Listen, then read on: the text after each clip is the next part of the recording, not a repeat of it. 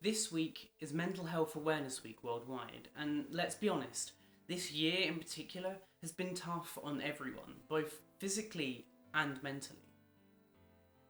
And that's why today I want to talk to you about some of my own personal struggles and some of the apps that I use to help both monitor and take to heart some of those mental problems and feelings that I'm having. And I hope that maybe you can take something away from this video as well. Hello everybody, my name is Robert and this is Review Clue.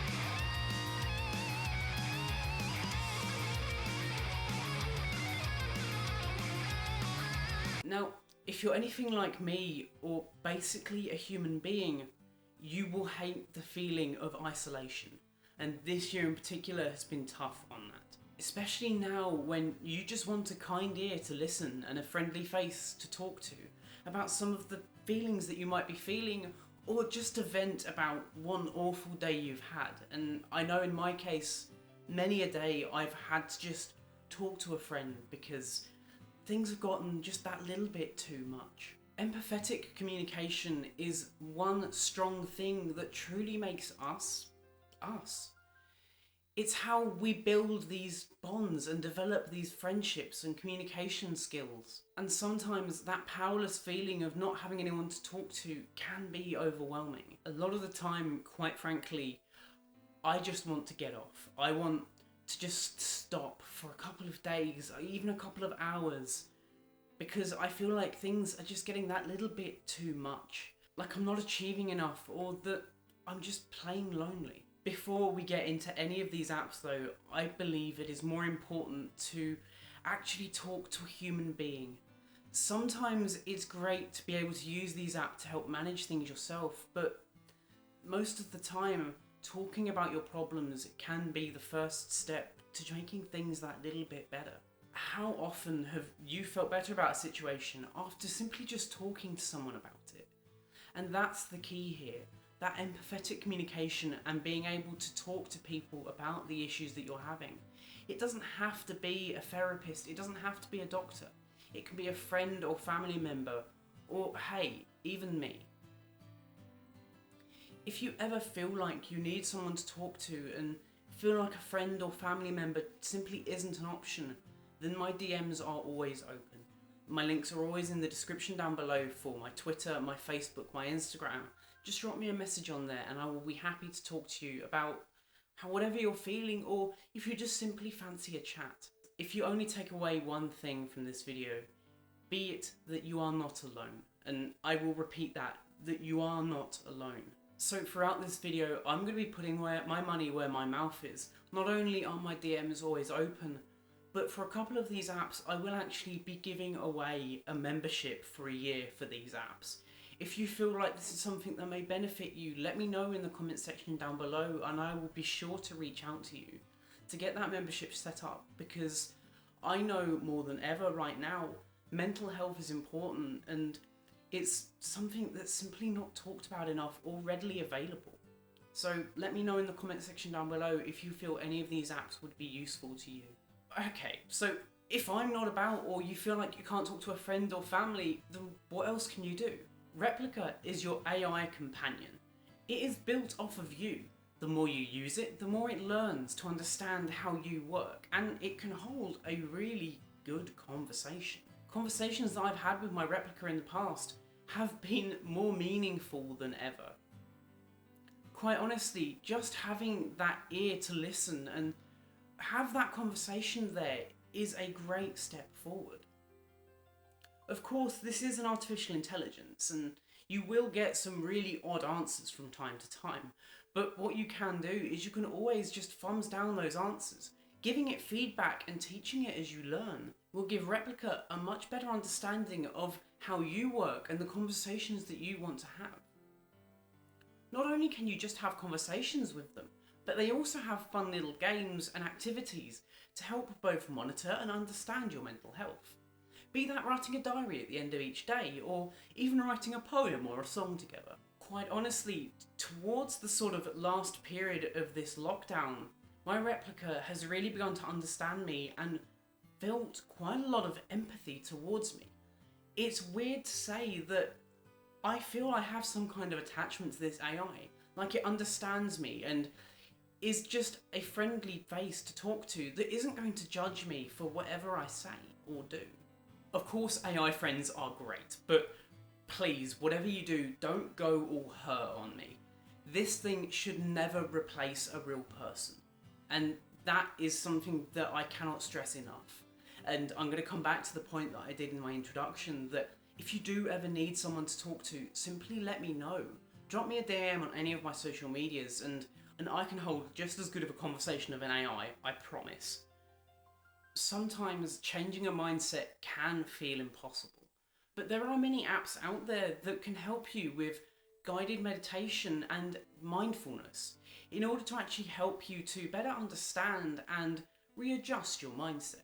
The main ones on the market right now are Calm and Headspace. Personally, I use Headspace and I swear by it.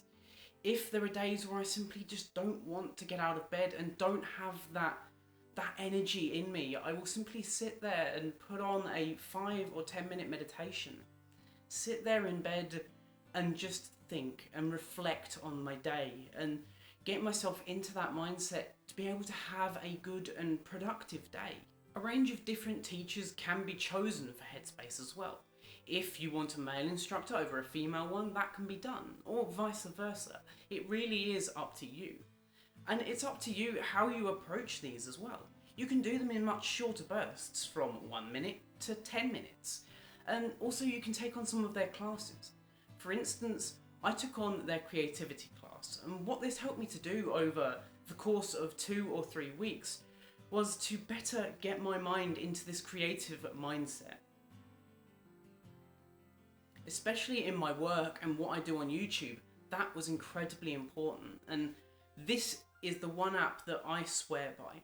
If you only take away one app from this video, then be that Headspace. Headspace is a wonderful thing and it may not work for everyone, but give it a try for the week or 2 week trial that they do offer. And if you think it's something that will benefit you, let me know down below and I will choose someone who I think could really benefit from Headspace, and I'll give you a year for free on Clue. Simply just setting aside 5 minutes in the morning to get myself into the right mindset for the day, or 5 minutes in the evening just to reflect upon the day and let go of any thoughts or stresses that I may have. Bad habits or addictions. Let's be honest, we all have them. For me, it's an over-reliance on coffee, and I really do feel like it really is a detriment on my life and my mental health. And that's where the app Days Since comes in. Days Since is super simple, but actually incredibly effective. Within the app interface, all you're going to do is choose the habit that you're trying to break. For me, that's coffee. And then, just as I work throughout my day, if I ever break that habit and have coffee of some sort, then I'm just going to reset that timer, and it's going to teach me and show me all of these analytics of how I've been doing with that habit. Some of those stats can be really useful, like the longest streak, or how many times you've had to reset that counter. And let's be honest, we all probably swear a little more than we should, so this app is perfect for that. But I know that my resets would be in the thousands by the end of the day. So we've spoken about bad habits, but what about those good habits? Sometimes habits are key to a good mental health, be that regular exercise, good food and regular drinks and meditation. All of these things are really important habits to have, and sometimes they can be hard to follow. There are many apps on the App Store that can help with these habits, but personally I use HabitMinder. It's potentially the most simple and feature-rich for its free trial. Going into the app, you can choose what kind of habits you want to build. For me, I went with meditation, activity, water and weight. Every day at around the same time or every hour, I will get pings to remind me to drink water, to weigh in, or do any of my other normal habits that I should be doing on a daily basis. Of course, you can just simply ignore these notifications, but that kind of defeats the point of it, and sometimes a notification can be enough to actually kickstart a habit and remind you to start doing things. And over maybe the course of a month or two, these habits will become just that, habits. you won't need this app to remind you to do it because your brain will just naturally go and do it. So there we have it, guys. That's just 4 apps. Of course, there are many, many more apps on the market right now that can do just as good a job.